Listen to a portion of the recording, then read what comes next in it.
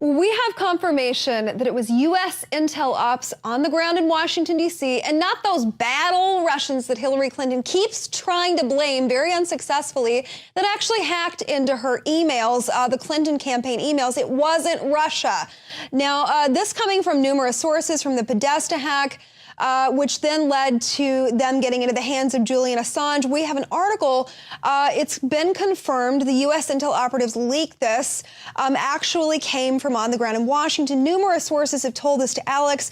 They didn't want to be named on camera, but the motivation for doing this, of course, is an attempt to save America from a Clinton presidency, because they know that Clinton, she's very rampantly corrupt, very dangerous, and they were concerned with how she mishandled the classified information as far back as 2009, when officials from the National Archives became aware of the violation of the record-keeping procedures that the Department of State, Hillary Clinton, was presiding over. They decided to take action. Now, she's repeatedly insinuated that Russian agents were responsible for the release of these emails. Of course, we know that simply isn't true. She even had the audacity to threaten military action against Russia because they had hacked into her server, her homebrew server that was set up in her little closet. Turns out it was all bull. None of it was true. It was a smokescreen.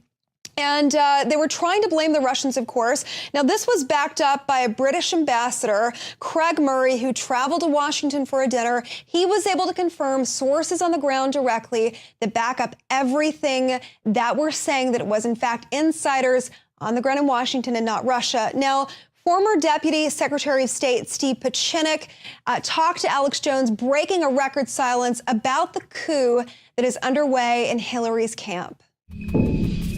Had a civil coup that was initiated by Hillary and her cohorts based on corruption and political cronyism. We had a counter coup, which was initiated several days ago by some of the people in 16 different organizations, as you mentioned. However, there's been more and more information coming out, and now we are concerned that two people are specifically targeted by our intelligence system. One is Huma Abedin. The issue of Huma Abedin and her connections to Saudi Arabia and the Salafists, and particularly with those Salafists or Imam who funded Al-Qaeda and subsequently, presumably, Osama bin Laden, she is a very concerned target for us. And the reason for that is, the question is, she was born here in the United States, left after 2 years. How did she come back in 1996? Get to the top of the ladder, the political ladder, and become an assistant to Hillary Clinton, when in fact her connections, including her mother, her brother, and others, are very much tied in with the Wahhabis, Saudi Arabia, and the government. The answer from my perspective, and possibly from those who I work with, is that she's very much of an agent of influence, and both operative and infiltrator on behalf of the Saudi Arabia. And that's why she had the 650,000 emails reportedly under the name Insurance on Hillary, gathering data. And the question is, who gave her the top secret clearance that she had received after having been here only 2 years after 1996? Who, in fact, in our three-letter agency, worked in Saudi Arabia? There's only one agency. It's either Catholics in Action or the CIA, John Brennan, who has been very close to the Saudi Arabians, and also the Israelis. Now, why do I talk about both these issues?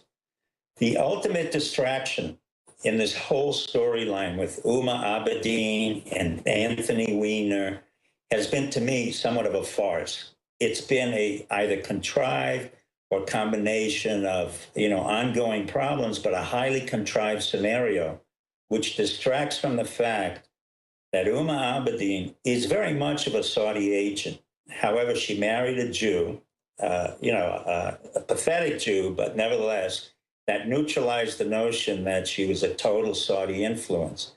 Peter Katchik was brought into the Justice Department as a result of being Podesta's lawyer, and Peter Katchik got Podesta off of criminal charges. Podesta, who's as stupid as the day is long, made a comment saying, "This is my kind of lawyer. He makes sure that I never go to prison." So what we have is a Jewish law firm Dixine Shapiro with a Jewish representative, Peter Kachek, who is in turn going to evaluate and investigate a corruption trial with Uma Abedin. That's a complete farce. Now, the media, the mainstream media, they are shaking in their boots because they know that the FBI bombshells, it could spell out a victory for Donald Trump. They're echoing this. It's almost hilarious. They're not even concerned with the fact that Hillary is an ardent criminal that's an ineffectual leader and everything that she touches turns to crap.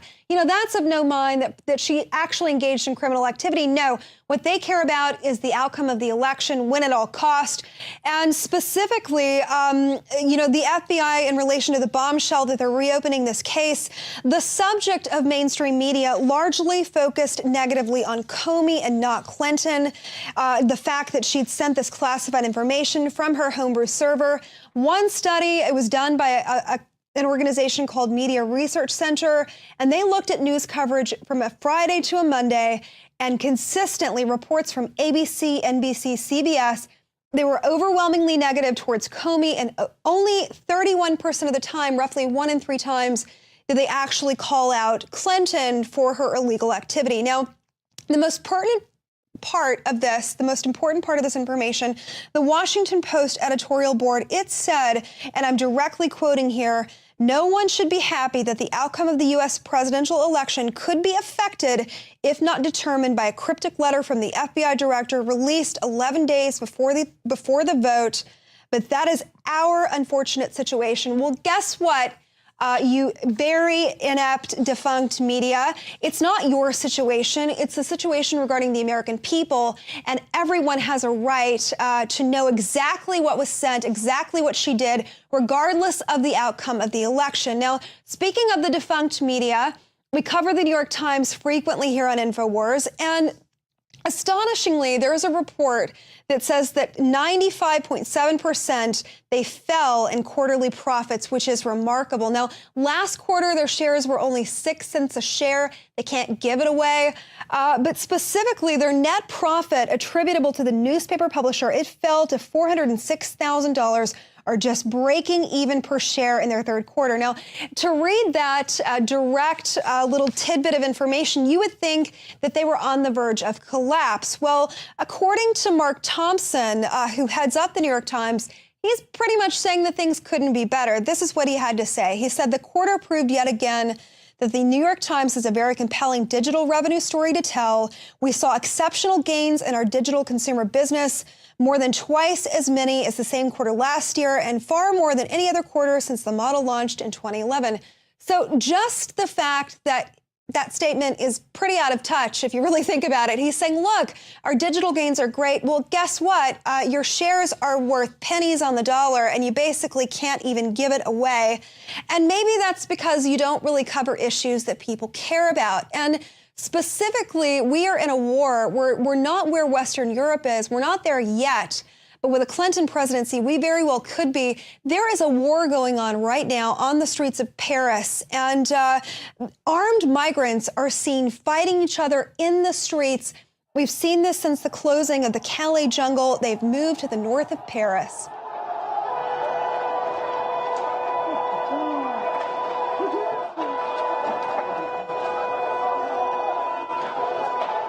Now, to hear French officials on the ground, they are so out of touch. They actually deny that people from the Calais jungle have migrated, despite the fact that cameras are on the ground and they're interviewing migrants that actually can speak English. And they're saying, look, we came from Calais. We got a bus ticket or a train ticket. And many of the times, if they can't afford a ticket, they just get on the train anyway. And we've seen what they're doing. Now, that specifically was in the northern part of Paris. It was around the Stalingrad metro, and it was turned into a refugee battleground. What we see are these rival gangs of migrants, and they set upon each other with violence, with billy clubs, rioting in the streets. Meanwhile, pedestrians are simply walking past, victimized by what they're seeing, powerless, helpless to do anything about it. This is falling on Hollande's doorstep, and yet he's denying that they have a problem. You know, this situation makes Merkel's immigration policy actually look somewhat organized, which is a really tough thing to say because, wow. But they have a serious problem. Meanwhile, the media and officials, the globalists in charge, no problem, nothing to see here. But normal people with half a brain can actually see that there is a problem. And Putin even remarked on the situation. He warns European countries that they have absolutely no future if they don't get a handle on the migrant crisis and establish some law and order. Now, he says a society that cannot defend its children today has no tomorrow. He said he's totally bewildered at the fact that European countries are taking in so many migrants, and it's increasing the number of rapes sweeping the continent. Of course, we know that the mainstream media will not cover these rapes. They absolutely refuse to do it. But we covered this specific rape case that President Putin highlights, and it's the case of the 10-year-old boy in Vienna that was raped by an Iraqi refugee. The refugee was ultimately, the charges against him were dropped because they were able to say effectively that the refugee did not know what he was doing to the 10-year-old boy was in fact raped. Now, he claimed he had a sexual emergency and that he didn't understand that the boy didn't want to be raped. Oh my gosh, we are really in for it. He says it didn't fit into my head. What on earth are thinking over there? That's what Putin has to say.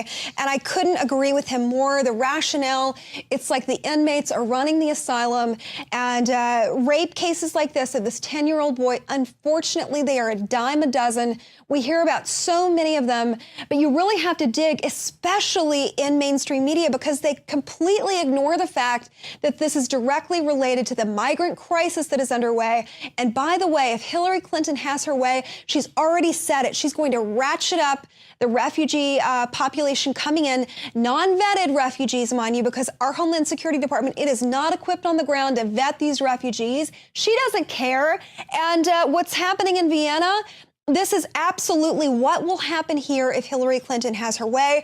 And the president of Russia is even remarking on it, saying he is totally bewildered at this fact. Now, we know that regarding the refugee crisis, ISIS has infiltrated military populations, refugee populations, and they are proud of this fact. It is unbelievable. There is one specific article that is so troubling to me. When I read it, I nearly, sick to my stomach doesn't begin to describe it. So the Islamic State, they have this magazine. It's called Nashir now, and they published an article asking lone wolves living in Western Europe and the United States to begin attacking. And specifically, I'm directly quoting, this was written in English as well as Arabic and French.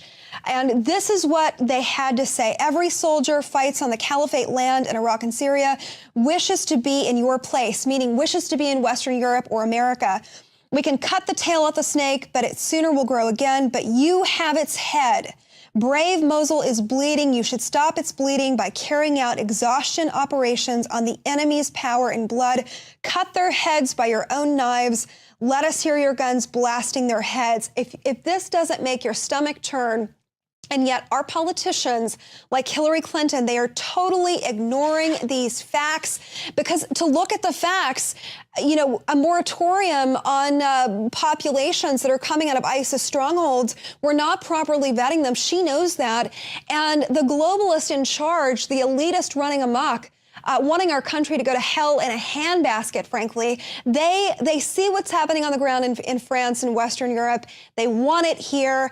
This rape case, you know what? When Clinton is in office, God forbid, we will be covering these night after night after night, rest assured. Now, the president took to a stage in Ohio this week, and the nerve of this guy, and forgive me for calling him this guy, the president of the United States, he basically insinuates that if you don't vote for Hillary Clinton, you're a sexist. So if you don't accept her policies, her radical view of immigration, the fact that she doesn't want any borders at all, the fact that she's possibly a Chinese operative, if you don't want her, well, you're just plain old sexist. He takes to a stage, he refuses to call Donald Trump by his name. He calls him the other guy. How disrespectful is that? So I'm just going to start from the top.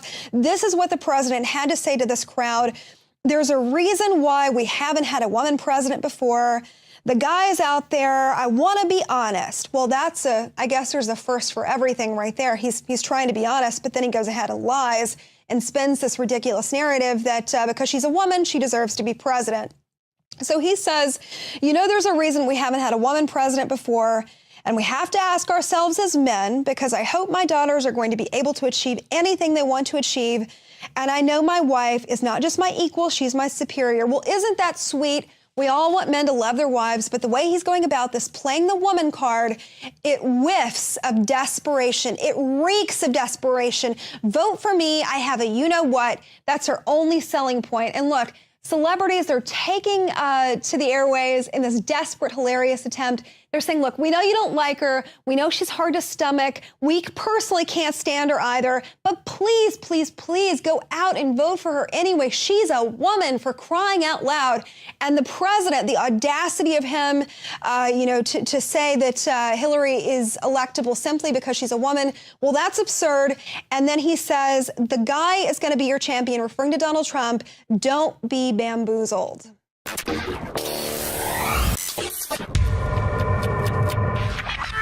My fellow Americans, my fellow humans on planet Earth, there is an epic, legendary awakening of nationalism and populism happening from the Brexit to the Donald Trump phenomenon to Russia pulling out of the New World Order and arresting the bankster oligarchs. Humanity's will for self-determination and freedom is expressing itself. The great classical liberalisms of Thomas Jefferson and Francis Bacon are reawakening right now. And it's because of the historical times we live in that InfoWars is going to embark on an unprecedented 52-hour broadcast. We've done 24-hour broadcasts before, but we've never gone 52 hours. This Monday, from 11 a.m. Central, right through Tuesday, right into Wednesday, when the Wednesday show ends at 3 p.m. Central, we will broadcast for an unprecedented, legendary, over-the-top 52 hours live.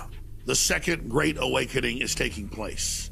We are in the dawn of a new era of renaissance, of rediscovery and human liberty.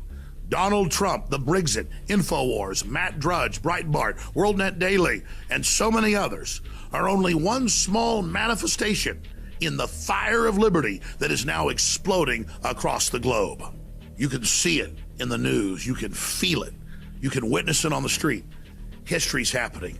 They always say this election is the most important in our lifetimes, and we laugh it off. I wouldn't even get involved in past elections because they were so clearly frauds. This one's the big kahuna. A clear demarcation line, a crossroads between nationalism and tyranny, between Americanism and globalism. That's why we're doing this one time and one time only, because history's happening. A 52-hour live transmission kicking off Monday, November 7th, 2016 at 11 a.m., running right through Election Day the 8th, into the night at 3 p.m. and quite frankly beyond. It's historical, and it's part of overthrowing the dinosaur media, not just overthrowing the two-party corrupt system. I want to see 10 million viewers tune in over the 50-plus hours, and that's where you come in. You are the heart and blood of the InfoWar. If you spread the link to Infowars.com/show and point out that this is the alternative new media, this is the rebellion, this is the modern Paul Revere operation, then all of you are riding right beside us, not behind us. So spread the word, my Paul Reveres, no matter where you live in the world. To information warfare arms, the globalists are coming, and they will be met on the field. Infowars.com, powered by 1776.